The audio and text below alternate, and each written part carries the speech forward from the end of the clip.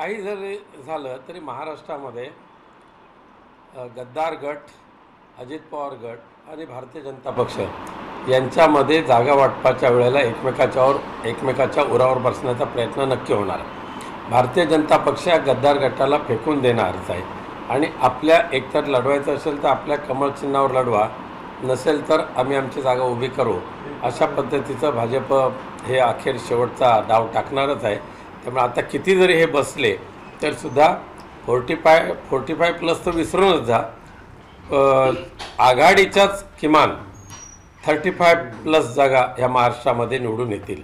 बरं भाई, तुम्ही आता म्हटलं की कमळा चिन्हावरती लढवण्याचा भाजपचा एक हे असेल, प्रयत्न असेल काही उमेदवारांना. तुमच्यापर्यंत जी माहिती येते किंवा तुम्ही ज्या पद्धतीने माहिती घेता त्यानुसार नेमकी माहिती काय, काही आकडे आहेत का, असे कोकणातले काही मतदारसंघ आहेत का की जिथं कमळावरती लढण्यासाठी भाग पाडलं जाऊ शकतं? कोकणासहित महाराष्ट्रातल्या अनेक मतदारसंघामध्ये जे सध्या मिंदे गटाचे खासदार आहेत त्यांनासुद्धा सांगितलं जातं की तुम्हाला लढवायचं असेल तर कमळ चिन्हच घ्यावं लागेल. उदाहरणार्थ रामटेक आहे, मावळ आहे, इथे रत्नागिरी सिंधुदुर्गसुद्धा आहे.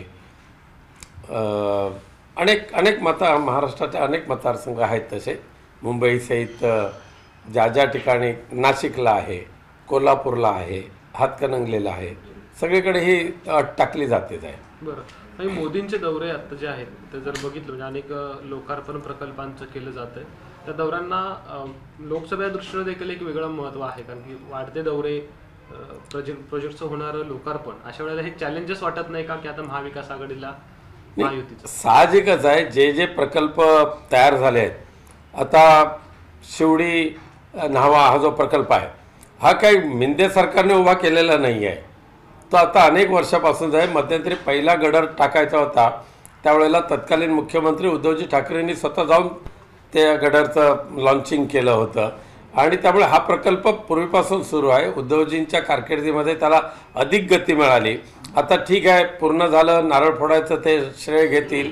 केवळ निवडणुकीच्या पार्श्वभूमीवर लोकसभेची निवडणूक जाहीर व्हायला साधारणतः 1 महिना शिल्लक राहिलेला आहे. 15 फेब्रुवारीच्या नंतर आचारसंहिता कधी लागेल आणि त्याच्या अगोदर ह्या महाराष्ट्र राज्यातले अनेक प्रकल्पांचं लोकार्पण करण्यासाठी पंतप्रधानांचा जो वापर केला जातो आहे तो वापर त्यांना फलदायी नक्कीच ठरणार नाही.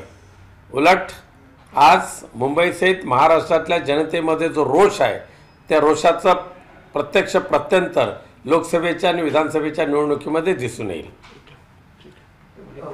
राहुल नार्वेकर म्हणतात की सुप्रीम कोर्टाच्या सूचनेनुसारच दिलेला निर्णय आहे. काय वाटतं?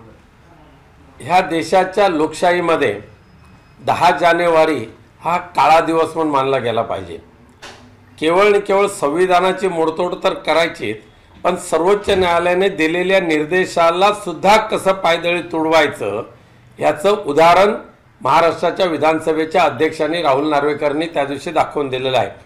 आणि त्याही पुढे जाऊन सांगतो की महाराष्ट्राच्या विधानसभेच्या अध्यक्षांचा त्या 10 जानेवारीचा जो निकाल आहे तो केवळ शिवसेना उद्धव बाळासाहेब ठाकरे या पक्षासाठी नव्हे, त्या महाराष्ट्रातल्या मराठी माणसाला नेस्तनाबूत करणारा तो निकाल आहे.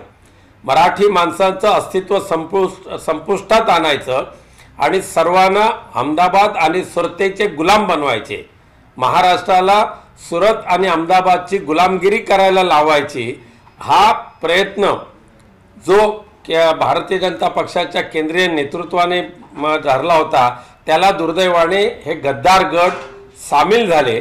आणि छत्रपती शिवाजी महाराजांच्या वेळेला जशी गद्दारी भोवली होती आणि स्वराज्याला जो धोका निर्माण झाला होता, तसंच आज या राहुल नार्वेकरांच्या निर्णयाने महाराष्ट्रातल्या मुंबईसहित महाराष्ट्राला गुलामगिरी करण्यासाठी त्या दिलेला तो निर्णय आहे आणि महाराष्ट्राचं अस्तित्व संपवणारा तो निर्णय आहे. नार्वेकर साहेब असं म्हणतात की निकाल वाचन करताना अडखळले तेव्हा ते म्हणतात की कुछ तो लोग कहेंगे लोगों का काम है कहना. आपण करून घेण्याचं पाप तुम्ही केलेलंच आहे तसं. कारण हे जे नार्वेकरांचं जे स्क्रिप्ट वाचन झालं त्याची सुतोवाच सकाळीच महाराष्ट्राचे मंत्री दीपक केसरकर यांनी लावलंच होतं.